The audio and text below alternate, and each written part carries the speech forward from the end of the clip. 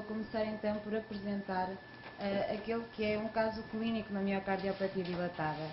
Difícil ou não, vamos vendo ao longo do caso. E então este caso refere-se a uma senhora de 34 anos, 2 gesta, 2 para, sendo que o último parto desta mulher tinha sido em novembro de 2001. Ela não tinha quaisquer antecedentes pessoais relevantes, os seus antecedentes familiares eram também irrelevantes, nomeadamente em termos de patologia cardíaca. Em meados de 2002, esta mulher de 34 anos terá começado a apresentar umas queixas compatíveis com uma insuficiência clínica, uma insuficiência cardíaca progressiva, dizia, com alguma dispneia de esforço, se cansava-se um pouco mais, mas era uma mãe recente, foi pouco valorizado.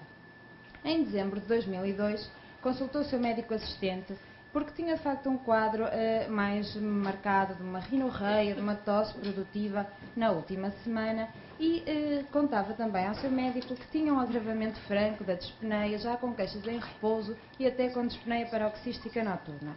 Na avaliação clínica da médica assistente foi notado exuberantes edemas dos membros inferiores, atorescência venosa jugular, crepitações em ambos os hemitóraxes. Então, o seu médico assistente, perante este quadro, de alguma forma exuberante, encaminhou a doente ao serviço de urgência da área de residência, que era o nosso hospital. Na urgência, depois do exame inicial da urgência, ela foi então observada por cardiologia, que corroborou o exame físico já descrito, fez um eletrocardiograma, que mostrava um ritmo sinusal, um desvio esquerdo do eixo, algumas alterações inespecíficas da repolarização ventricular e ocasionais extrasístoles ventriculares. Ainda em urgência realizou também ecocardiograma, deixem-me só voltar para trás, sim, para ver se as imagens mexem. O ecocardiograma mostrava uma função sistólica do ventrículo esquerdo severamente comprometida, com uma fração de ejeção calculada entre 15% e 20%, um ventrículo esquerdo dilatado, sem alterações segmentares e uma insuficiência mitral moderada entre grau 2, 3 em 4.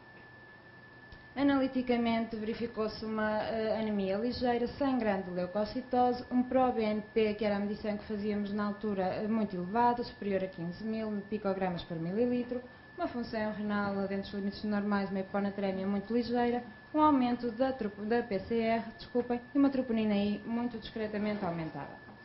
Ela foi então internada no nosso serviço com o diagnóstico de uma insuficiência cardíaca descompensada, de uma etiologia possível dentro de miocardite, uma miocardiopatia dilatada de periparto, de acordo com estes sintomas mal definidos de evolução após o seu segundo parto, ou eventualmente, se excluíssemos os outros diagnósticos, uma miocardiopatia dilatada idiopática.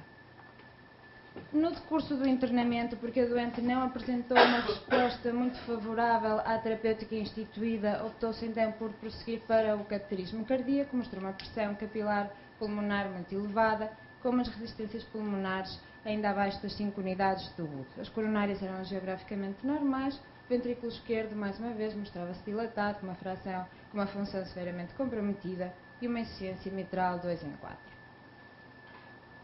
Neste cateterismo foi também realizada uma biópsia endomiocárdica e foram retiradas 4 amostras. É claro que estes resultados que eu apresento aqui no seguimento da execução deste exame demoraram bastante tempo até que tivéssemos estes dados. E então aquilo que nós conseguimos ver em 4 amostras que foram enviadas para a anatomia patológica foi que haveria algum discreto edema intersticial.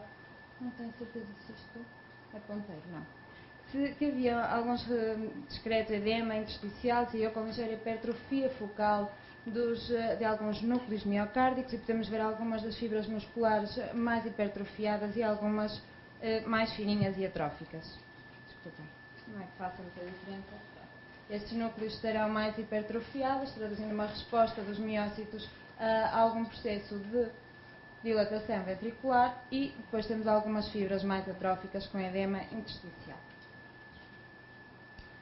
Como estes resultados, disse eu há pouco, não foram obtidos de imediato, são resultados que demoram a ter resultados que nós possamos analisar, e porque de facto havia algumas dúvidas sobre a etiologia desta miocardiopatia nesta doente, procedeu-se também ao estudo da cadeia respiratória, às mutações e a pesquisa de mutações no DNA mitocondrial, que todos eles foram negativos. Além destes estudos mais elaborados, fizemos outros mais simples, como o estudo da função tiroideia, a pesquisa de alguns anticorpos víricos e o estudo da autoimunidade, sobretudo direcionado para uma possível miocardiopatia lúpica. Todos estes resultados foram inconclusivos, ou pelo menos não nos direcionaram para nenhum destes diagnósticos etiológicos possíveis. Durante o internamento, a doente evoluiu favoravelmente, apresentou alguns RANs, taquicardia ventricular não sustentada, mas respondeu de forma relativamente positiva à terapêutica instituída e, por fim, teve alta 18 dias depois do internamento em classe 2 de NIA. Medicada para a sua insuficiência cardíaca com a terapêutica habitual, e isto foi em dezembro de 2002, e entre dezembro e fevereiro de 2003, portanto, num período curto de 3 meses, esta doente apresentou múltiplos episódios de descompensação da sua insuficiência cardíaca com necessidade de recorrer ao serviço de urgência. E por fim, em fevereiro de 2003, 3 meses depois deste evento inicial, ela foi novamente internada com uma infecção respiratória a descompensar a sua insuficiência cardíaca e foi internada em insuficiência cardíaca classe 4, com edemas francos dos membros inferiores, alguma congestão hepática, portanto uma insuficiência cardíaca de predomínio direito, com hiponatremia e um ProBNP muito elevado.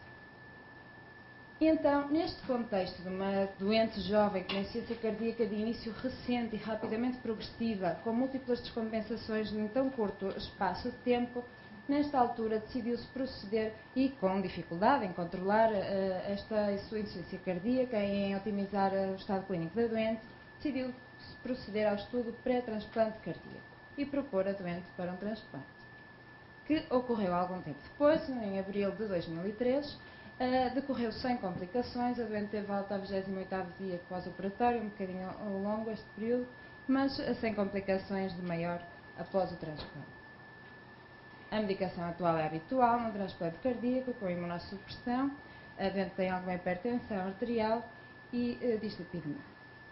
Ela está estável em ambulatório, anda bem, não tem clínica de insuficiência cardíaca. Os ecocardiogramas seriados mostram uma esperada dilatação biauricular ligeira com uma função sistólica biventricular conservada e o seu eletrocardiograma mostra um padrão de bloqueio completo, ramo direito eventualmente, mas sem alterações relevantes. E então este era o nosso caso clínico. Um caso clínico que nos põe algumas dificuldades porque talvez tenha uma miocardiopatia. Achamos nós que esta doente teve um diagnóstico final de miocardiopatia dilatada idiopática, não podendo excluir completamente a hipótese de ser uma miocardiopatia periparto. Isto foi em 2013, a doente teve alta, então, com este diagnóstico final, é seguida em consulta em ambulatório. Mas a verdade é que 3 anos depois, nas nossas urgências habituais, mais uma vez fomos chamados ao serviço de urgência para ver um novo caso clínico, aparentemente não relacionado. Um homem de 35 anos, uma idade semelhante, que aparecia com uma clínica de dispneia para médios esforços, com edemas e de facto com uma tosse produtiva e mucopurulenta, já com um mês de evolução. Este homem tinha feito em ambulatório um ecocardiograma transtorácico e já sabia que tinha uma disfunção ventricular esquerda grave.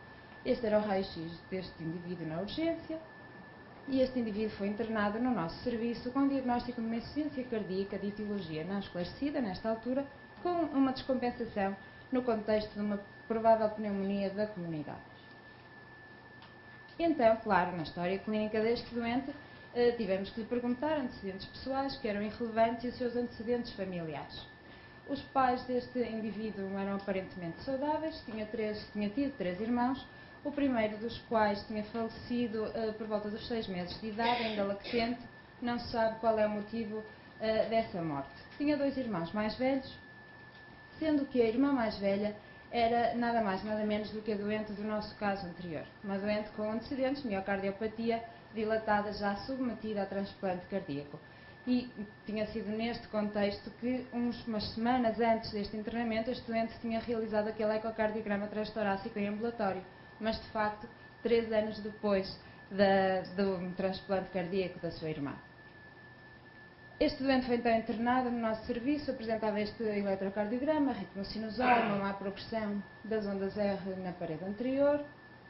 O ecocardiograma, não tenho imagens, mas mostrava um ventrículo esquerdo muito dilatado, com compromisso severo da sua função sistólica, uma fração de ejeção de 15%, também algum compromisso da função sistólica do ventrículo direito e uma pressão sistólica da artéria pulmonar estimada em 45 mm de mercúrio.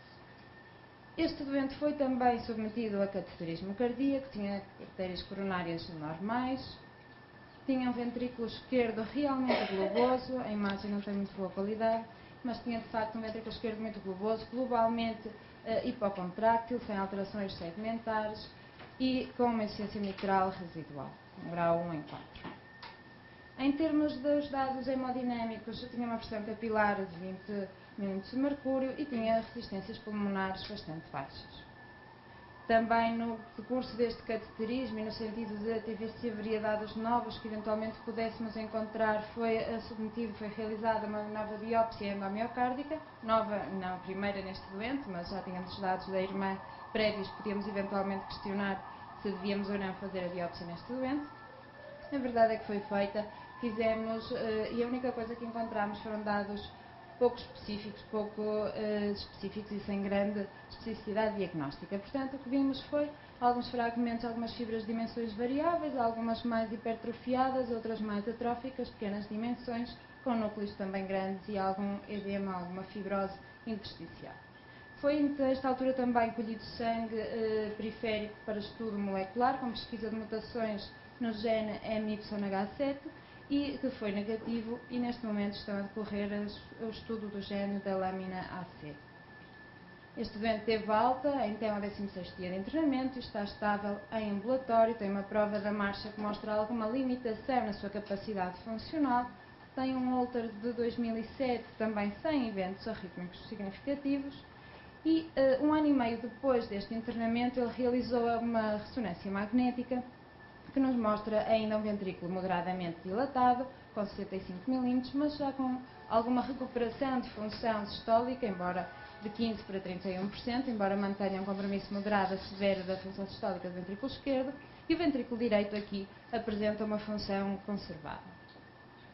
Após a injeção de gadolínio na aquisição de imagens de realce tardio, foi possível observar a presença de amária linear de realce tardio intramiocárdico, predominantemente ao nível das paredes anterior e lateral.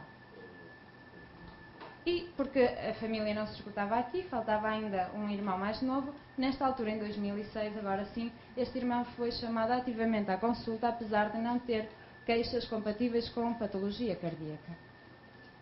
Este homem tinha também, nesta altura, 34 anos, tem idades muito próximas, apresentava em ambulatório uma boa capacidade funcional, tinha um eletrocardiograma normal e o ecocardiograma mostrava uma ligeira dilatação do ventrículo esquerdo com uma função sistólica, ligeira ou moderadamente comprometida, aqui no limite das definições, com uma fração de ejeção de 41%.